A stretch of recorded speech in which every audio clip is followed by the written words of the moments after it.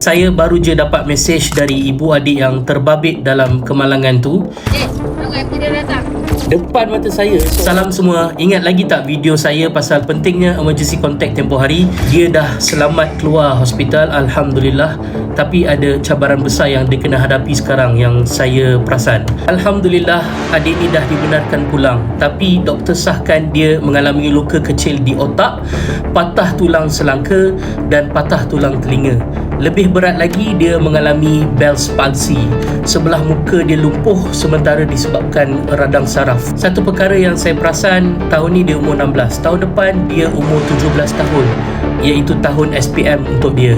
Bayangkan dalam keadaan tengah pulih dari kecederaan yang serius ni, dia kena fokus untuk peperiksaan paling penting dalam hidup dia tahun depan. Saya tahu cabaran ni besar sangat buat dia, tapi saya percaya semangat dia kuat. Adik, teruskan kuat ya semangat anda. SPM masih ada masa lagi.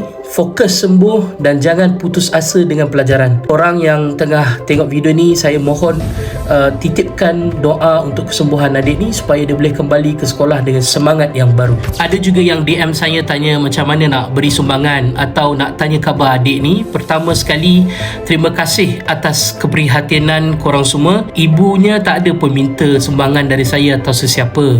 Tapi saya percaya mereka pasti sedang diuji dan musibah yang menimpa bukan mudah untuk ditempuhi. Jadi ini inisiatif saya sendiri untuk memudahkan. Kalau ada yang sudi nak hulurkan bantuan atau nak berhubung terus dengan keluarga, korang boleh follow dan direct message DM account Instagram Puan Syahniza seperti yang saya letakkan kat skrin ni. Segala urusan sumbangan atau pertanyaan, eloklah kita berurusan terus dengan ibu beliau sendiri supaya lebih amanah dan sampai ke tangan yang betul. Sekali lagi, terima kasih semua sebab sudi membantu.